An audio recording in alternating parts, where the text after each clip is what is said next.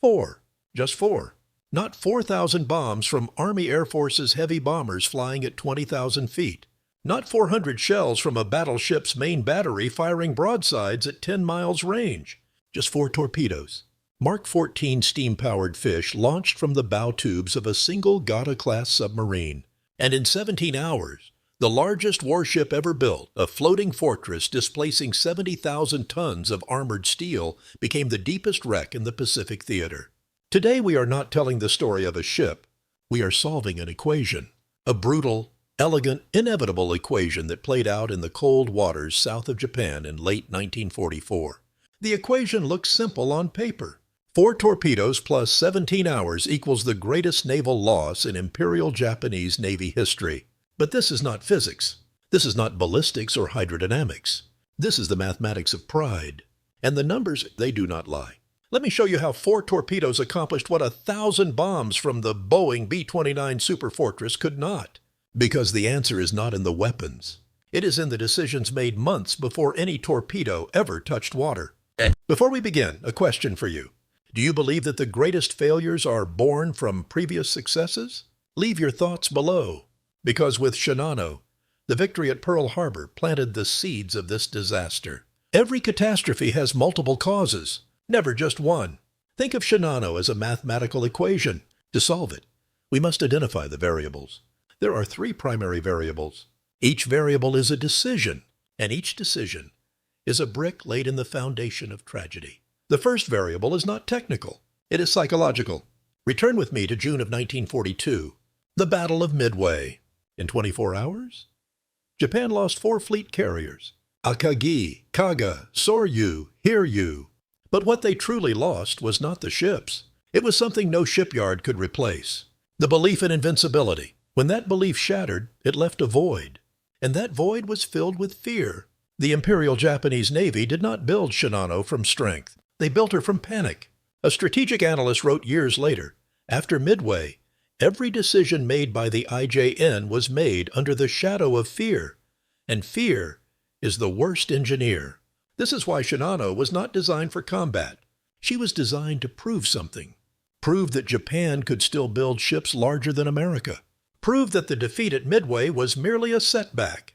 Prove that the empire still stood. But when you build something to prove a point instead of to use, you have already begun constructing your own tomb.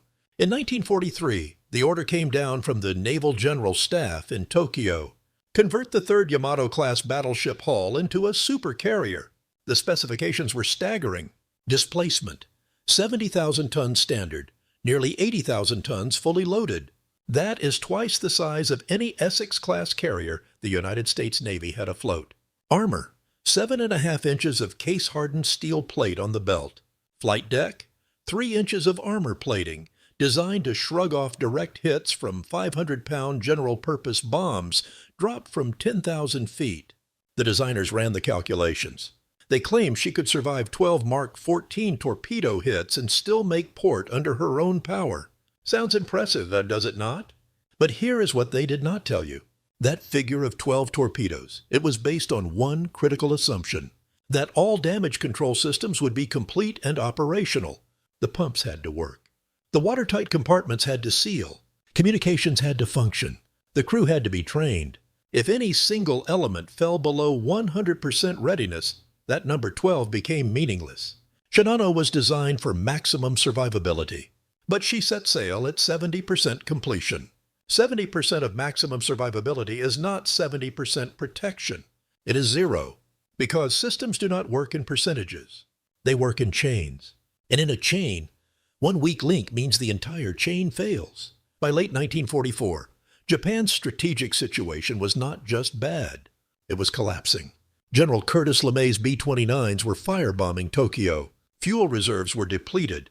Forward bases in the Marianas and Philippines were falling one by one to Admiral Chester Nimitz's island-hopping campaign. And Shinano still sat incomplete in Yokosuka Naval Arsenal. But a meeting convened in Tokyo. The admirals made their case. The people need hope. Show them the ship. Show them the empire can still build miracles. And so the order came. Shinano must sail. Now. Complete or not. This is the moment when engineering meets politics. And politics always wins. Let me list what was incomplete when Shinano departed Yokosuka on the evening of November 28, 1944. Watertight integrity testing, not completed. Watertight doors, newly installed, never pressure tested under combat simulation. Dewatering pumps, not fully calibrated or load tested.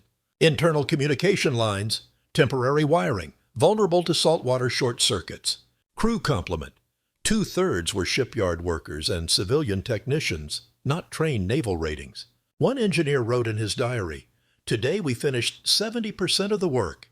They say that is sufficient. I do not know sufficient for what." But no one dared say no, because saying no meant admitting weakness. And in an empire built on pride, weakness was worse than death. So Shinano sailed, not because she was ready, but because not sailing was unthinkable. The third variable is the most dangerous, because it is invisible. It does not appear in blueprints. It lives in the mind. Listen to this exchange. "Sir, the compartments have not been tested for watertight integrity. If there is flooding, we do not know if the system will hold."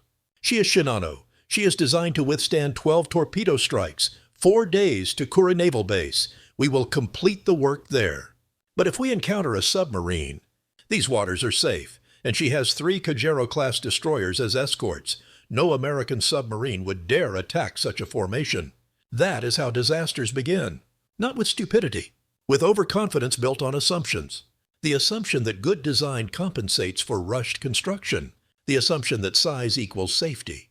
The assumption that home waters hold no danger. Each of those assumptions was a mistake. And one mistake is all it takes to turn an unsinkable ship into an unreachable wreck. 3 variables. Fear, haste, overconfidence. Now the equation needs a catalyst, a spark, an event to trigger the chain reaction. And that spark came in the form of a Gato-class submarine with the hull number SS-311. USS Archerfish. Evening of November 28, 1944. 2 vessels are converging toward the same intersection in the Philippine Sea. The first, Shinano, zigzagging at 20 knots from Yokosuka Naval Arsenal to Kure.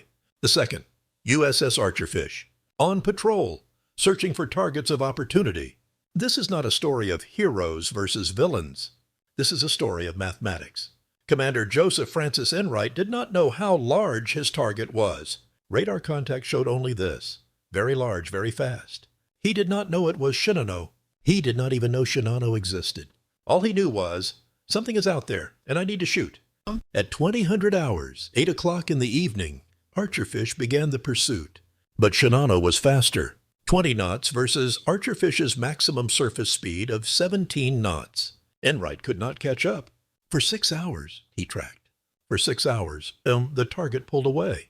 The crew began losing hope. But then, at 0300 hours, 3 o'clock in the morning, something changed. Shinano slowed. Why? Because her starboard propeller shaft bearing began overheating.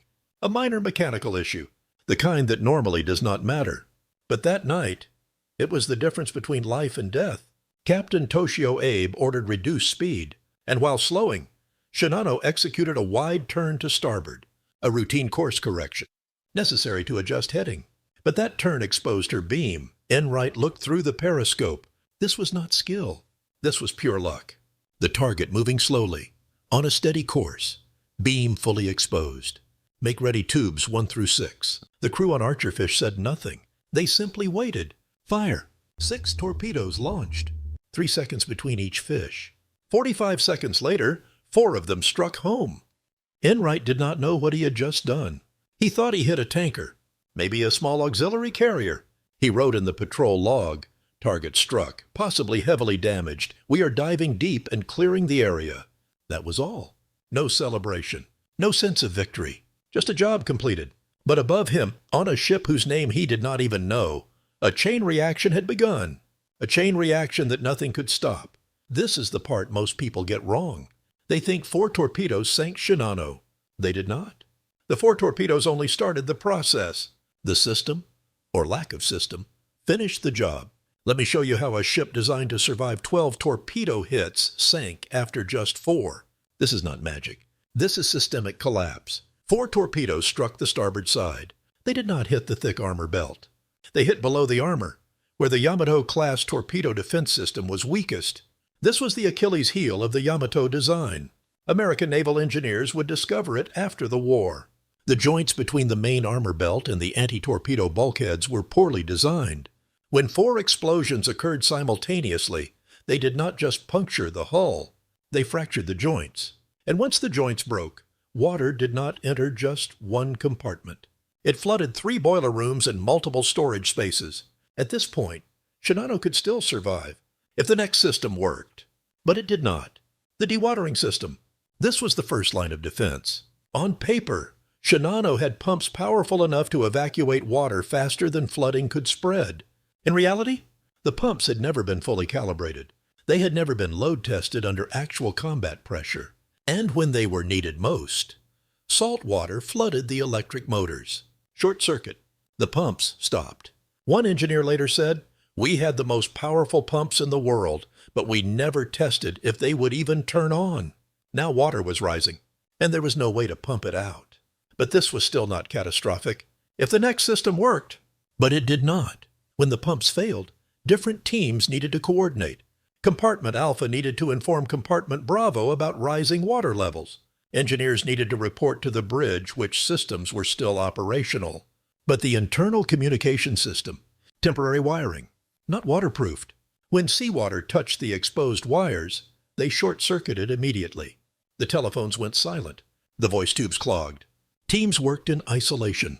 No one knew the overall situation. One sailor recalled, "We thought only our compartment was flooding. We did not know every compartment was flooding until the ship began to list." Lack of information equals lack of coordination equals gradual failure. But this was still not irreversible disaster, if the next decision was correct. But it was not. Captain Abe stood on the bridge. Reports came in. "Ship is flooding. List 5 degrees to starboard." Abe had to make a choice. Option Alpha, stop the ship, reduce water pressure, focus on damage control. Option Bravo, increase speed, try to reach shallow water before the situation worsened. Abe believed in the design. He believed Shinano could take it. He thought if they ran fast enough, they could beach her before she sank.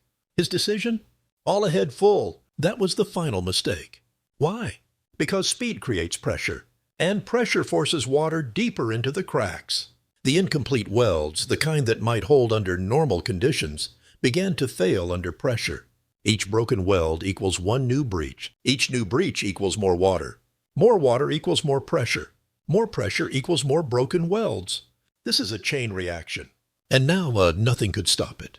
Imagine a line of dominoes. Domino 1, torpedoes strike. Bulkheads rupture.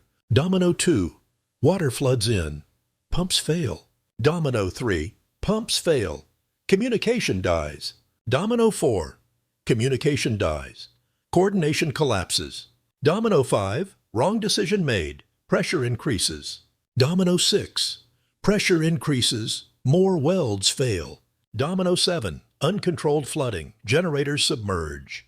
Domino 8, generators submerge. Total power loss. Domino 9, total power loss. No hope remains. 9 dominoes. From 0317 in the morning to 10:57 in the morning. 7 hours and 40 minutes. Each domino falling faster than the last. And the first domino? It was not the torpedo. It was the decision to send Shinano to sea before she was ready. There was no heroic moment. No final declaration. Only mathematics. Water rising. List increasing. Hope fading. At 10:18 in the morning, Captain Abe finally gave the order. All hands abandoned ship. But the order came too late. The starboard side had already gone under. The port side rose like a vertical wall. Many could not climb out. At 10:57 in the morning, Shinano rolled completely. 70,000 tons of steel, sinking to 13,000 feet. 1,435 men died with her. 5 seconds of silence. The equation was complete. When the war ended the following year, American occupation forces found Shinano's records in a sealed archive in Yokosuka. United States Navy engineers studied the design. They analyzed the systems. They reconstructed the sinking. Their conclusion? Shinano was not sunk by torpedoes. She was sunk by time, or more precisely, by the lack of it. This is the lesson Shinano left behind. Shinano was designed to survive 12 torpedoes. She sank after 4. This is not a paradox. This is mathematics. Surviving 12 torpedoes requires 100% system readiness. Pumps must work at 100%. Watertight integrity must be 100%. Communications must function at 100%. Crew training must be 100%. If any single element drops below 100%, that number 12 becomes meaningless. Shinano was designed for maximum survivability, but she sailed at 70% completion. 70% of maximum survivability is not 70% protection. It is 0%, because systems do not operate in percentages. They operate in chains. And in a chain, one weak link means total failure. After the war, a retired engineer was asked, "Why did Shinano sink?" He did not talk about torpedoes. He did not talk about design flaws. He simply said, "They told us to build her to look impressive. No one told us to build her to survive." That is the difference between a symbol and a tool. A symbol needs to look powerful. A tool needs to work. Shinano was built as a symbol, but the ocean does not care about symbols. It only cares about what is watertight and what is not. Shinano was the last ship of an era. The era of believing that bigger equals stronger equals safer. But the world had changed. The future did not belong to slow-moving giants. It belonged to submarines moving unseen beneath the surface, aircraft striking from beyond visual range, radar tracking targets from hundreds of miles away. Shinano proved that in industrial warfare, intelligence defeats strength. Preparation defeats size. That is why Titanic sank in 1912, believing she was unsinkable. Why Bismarck sank in 1941, trusting in thick armor. Why Shinano sank in 1944, relying on sheer scale. 3 ships, same lesson, same fate. And the lesson is this: anything humans build, humans can destroy. Nothing is invincible, only untested. We began with an equation. 4 torpedoes plus 17 hours equals the greatest naval loss in history. Now you understand the real equation. Fear after Midway, plus rushed construction, plus overconfidence equals a ship built to sink. The torpedoes were just the equal sign. Today, Shinano rests beneath 13,000 feet of water. No one has ever reached her.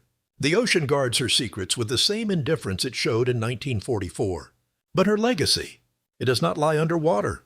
It lives in every design today that prioritizes preparation over pride, in every system tested before deployment, in every engineer allowed to say no to political pressure. Shinano is not a monument to strength. She is a monument to humility, a reminder that between what we want to build and what we can safely build, there is always a gap, and that gap is filled with time, testing, and humility, not with pride. One final question for you. In your own life, your work, your projects, your relationships, are you building your own Shinano? Something that looks impressive but remains untested? Something born from fear instead of strategy? Something you are rushing to complete because of outside pressure instead of internal readiness? Think about that. And if this video made you see a tragedy in a new way, share and subscribe. Because history does not repeat, but its equations always hold true. Thank you for watching. And remember this: 4 torpedoes did not sink Shinano. 70 decisions did.